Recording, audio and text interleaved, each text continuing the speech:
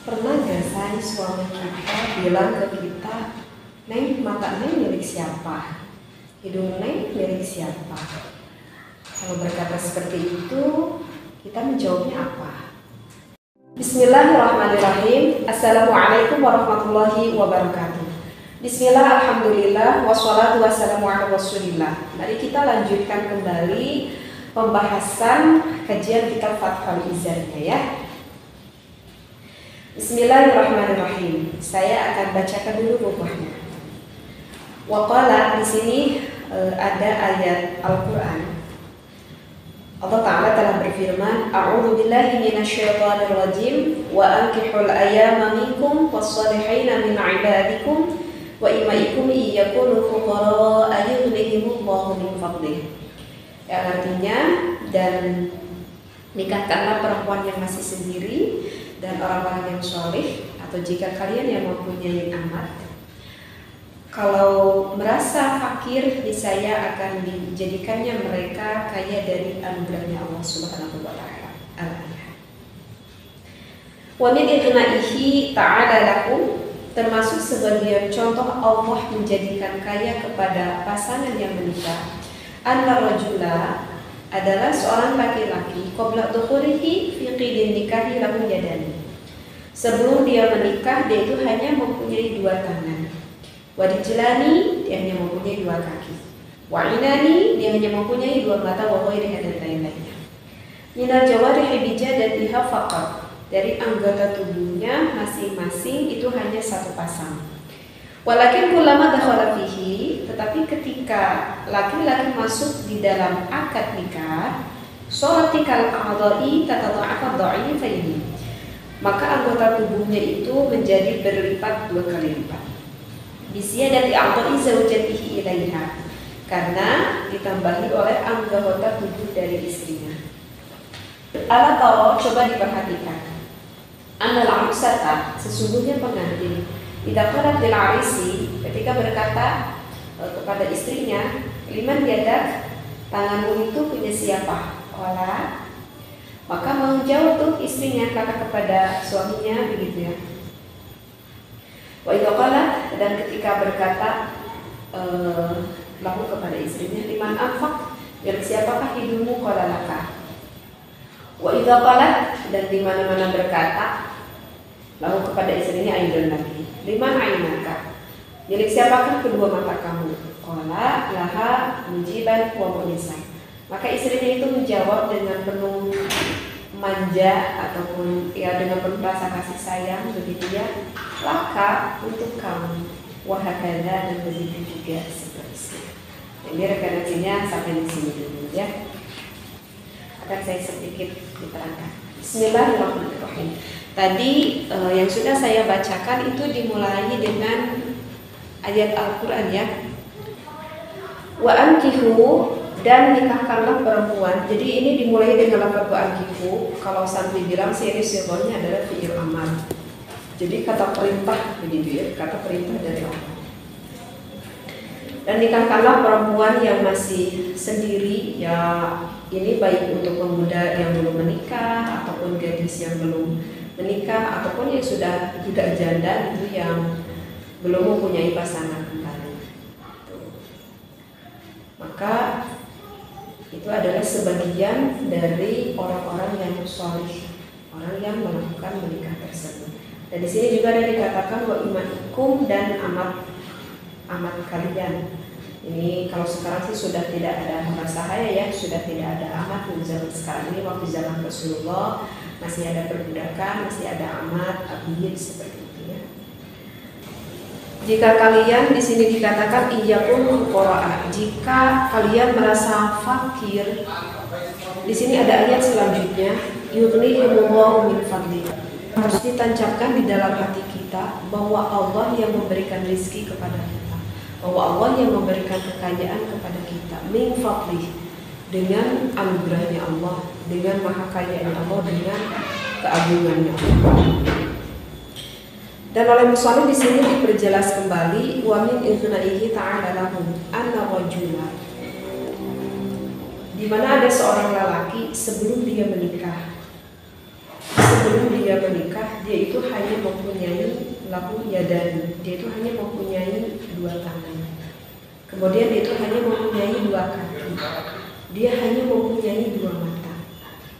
Tetapi setelah dia mempunyai istri, setelah dia menikah, maka anggota tubuhnya itu akan bertambah. Kok bisa bertambah? Iya, karena setelah dia menikah, Allah tolong, cobalah diperhatikan. Alam arusah, di mana-mana ada ini kayaknya lebih cocok ke pengantin baru deh. Gak ke pengantin saya yang udah balik gini gitu ya. Karena kan kalau saya kan udah pengantin lama banget gitu, jadi kayaknya udah gak perlu ada pertanyaan seperti ini gitu. Toh kita setiap hari sudah apa-apun bersama gitu. Jadi kayak cocok ada pertanyaan ini mungkin untuk pengantin baru. Begini katanya. Idza qala bil arisi, ketika berkata kepada pasangannya, misalkan seorang suami itu pengantin baru nikah, bertanya tuh kepada istrinya, misalkan kalau orang Sunda tuh bilangnya neng gitu ya, atau apapun itulah, atau ayang kayak apa gitu, neng, hidung neng itu milik siapa sih? Terus mata neng itu milik siapa? Kemudian pipi neng itu milik siapa gitu? Pernah nggak ada yang pengalaman gitu pengantin baru yang suaminya itu berkata seperti itu kepada istrinya? Maka coba apa yang dijawab oleh istrinya tersebut? Pastilah istrinya itu berkata kepada suaminya, karena yang di depan matanya itu sekarang sudah sah menjadi suaminya. Maka istrinya itu berkata kepada suaminya, ya mata akang gitu kan, ya hidung akang gitu, ya mulut akang, semuanya seluruhnya yang milik akang. Berarti kan itu menandakan yang tadinya seorang suami hanya memiliki 2 tangan saja, kini menjadi 4. Yang tadinya hanya 2 kaki saja, kini mempunyai 4 kaki. Yang tadinya hanya mempunyai 2 mata saja, kini mempunyai 4 mata. Begitu. Itu adalah menandakan maha kayanya Allah yang telah diberikan anugerah kepada kita. Tadinya kita apa itu serba sendiri. Setelah kita mempunyai istri, ataupun setelah istri mempunyai suami, apa-apa sekarang itu berdua. Jadi ada permasalahan yang harus dihadapi, ditanggung oleh berdua. Mau sukanya, mau dukanya, semuanya itu ditanggung oleh berdua. Bukankah itu adalah anugerah maha kayanya Allah yang telah diberikan kepada kita? Jadi kalau kita sudah merasa cukup untuk melakukan menikah, gitu ya, yang sudah ngebet keinginan sekali untuk melakukan menikah dan calonnya udah ada, orang tua kita sama orang tua pasangan kita udah pada ridho, kita untuk menikahnya tunggu apa lagi? Ya menikahlah sesegera mungkin, karena menikah itu adalah ibadah, dan di dalam pernikahan itu nanti pahalanya itu akan lebih dilipat gandakan oleh Allah. Jadi untuk para gadis ataupun para bujangan yang belum menikah, menunggu apa lagi? Ayo sesegera mungkin untuk menikah. Jadi jangan sampai kita berpikir, ya kalau kita udah pengen nikah itu kan memang suatu kebutuhan biologis secara manusiawi yang nggak bisa digantikan oleh orang lain gitu.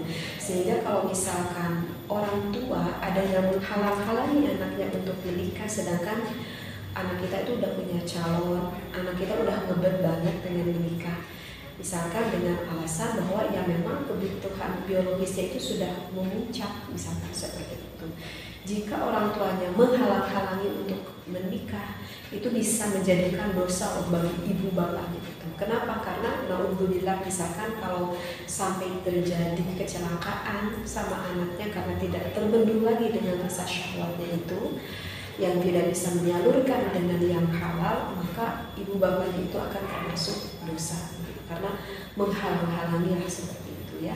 Jadi mungkin isi dari ini artinya, jika yang sudah mempunyai pasangan yang cukup untuk melakukan menikah, tunggu apa lagi? Jangan merasa gentar akan rezeki yang merasa, karena kamu mesti ingat loh bahwa Allah yang mengatur rezeki, bahwa Allah yang mengatur rezeki, ya, bahwa Allah lah yang mengatur rezeki. Misalkan kita mempunyai penghasilan yang pas-pasan bagi seorang laki-laki, jangan berpikir, aduh kalau nanti saya udah punya istri, nanti beban saya semakin berat, apalagi kalau sudah punya anak. Iya, kalau kamu berpikir dengan logika akalnya seperti itu, begitu.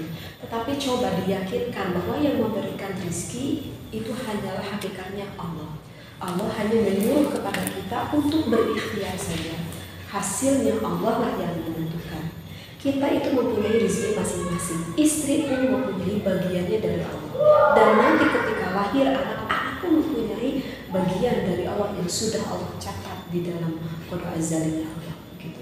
Mungkin saja ketika lahir anak, Allah memberikan anugerah keberkahan rezeki yang lebih besar dari anak kita, dan kita selaku orang tua bisa mencicipi dari hasil rezeki yang sebetulnya hakikatnya itu diberikan oleh anak kita. Kita kan nggak tahu seperti itu, ya kan? Jadi kalau kita berpikir secara logika ya buntulah seperti itu. Jadi yang harus kita mantapkan, yang harus kita yakinkan apa ketauhidan kita kepada Allah, bahwa Allah yang memberi kita rezeki dan kita hanya disuruh oleh Allah untuk berikhtiar mencari rezeki dengan cara yang halal dan thayyiban mubarakah. Mudah-mudahan apa yang saya sampaikan kali ini bisa bermanfaat bagi kita semua para pendengar.